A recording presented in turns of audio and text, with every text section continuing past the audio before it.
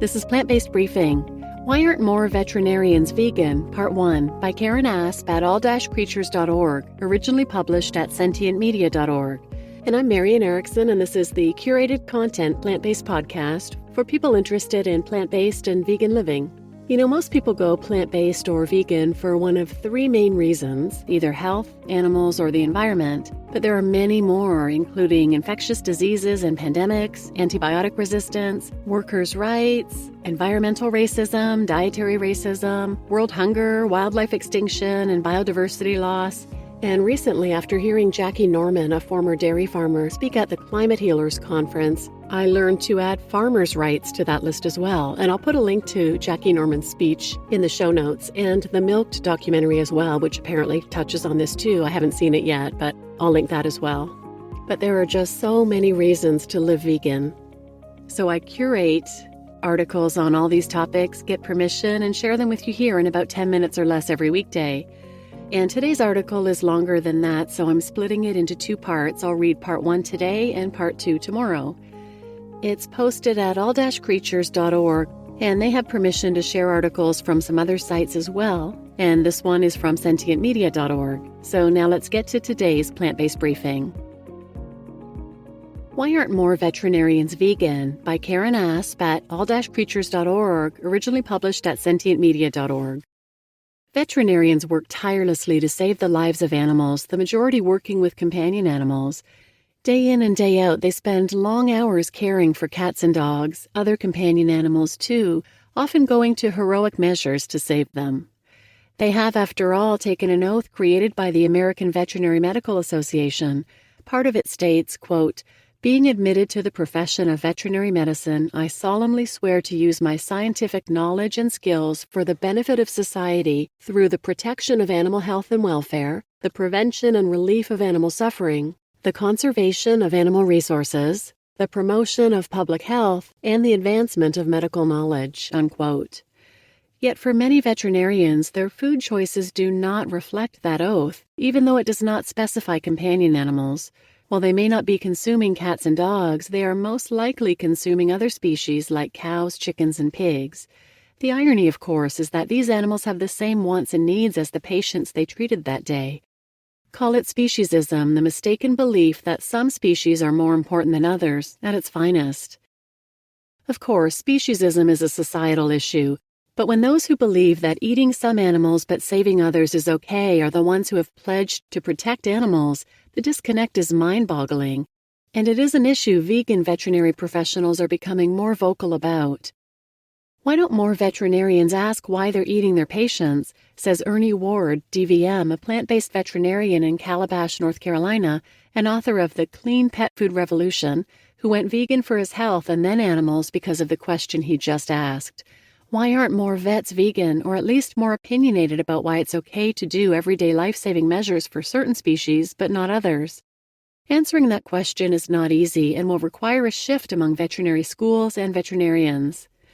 How veterinary schools may be promoting speciesism. Veterinarians are no different than other individuals in that they grow up in a world and probably households where eating meat is normal. They're not any less immune to the deep-rooted cultural messages we've all grown up with, says Diana Lavager-Dunnet's MS, founder of Plant-Powered Dog and a vegan canine nutritionist in Delray Beach, Florida. Trouble is, though, when they enter veterinary school, those notions are often reinforced. There is a certain culture that exists in veterinary schools, Ward says. Although many will deny this, it is a speciesist approach. Ward describes how animals like cats, dogs, birds, and horses are categorized as near human, which means they are regarded as having feelings and being able to feel pain. From day one of veterinary school, you're taught to treat these animals like they're little humans, he says. Not so for other animals. In many schools, when veterinary students do their large animal rotation, learning about animals in the food production chain, the views shift. The language changes and you're discouraged from saying things like, "This animal is suffering," he says, adding that peer pressure also makes it difficult to speak up. Although these animals are just as brilliant and loving as companion animals, veterinary students are asked to blind themselves to their suffering and emotional needs. That language shift is even more apparent when looking at some schools' curriculums. At Purdue University in West Lafayette, Indiana, for instance, 2 of its food tracks are labeled as food animals. When you put animals in categories like this, it sends certain messages about how we view and value these animals, which translates into their care, says Candace Croney, Ph.D., professor of animal behavior and well-being, and director of the Center for Animal Welfare Science at Purdue University in West Lafayette, Indiana.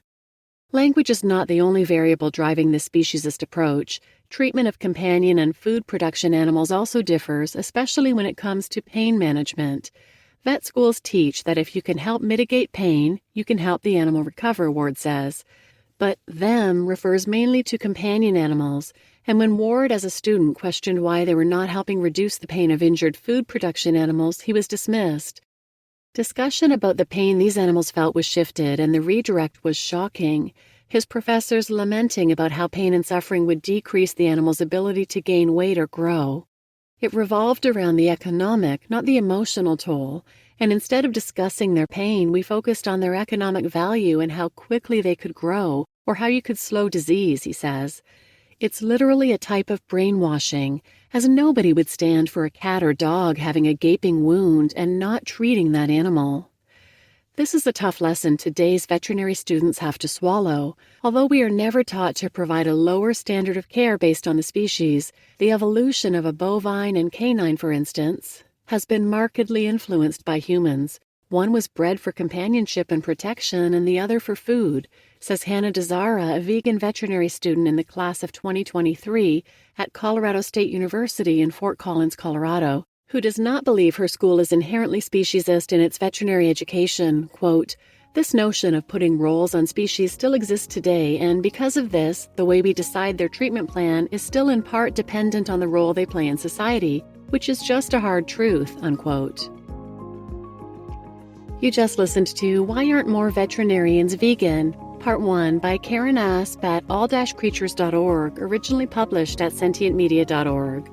And I'm your host, Marian Erickson, and please tune in tomorrow for Part 2 of this article, and please share it with anyone who might benefit, and as always, thanks for listening.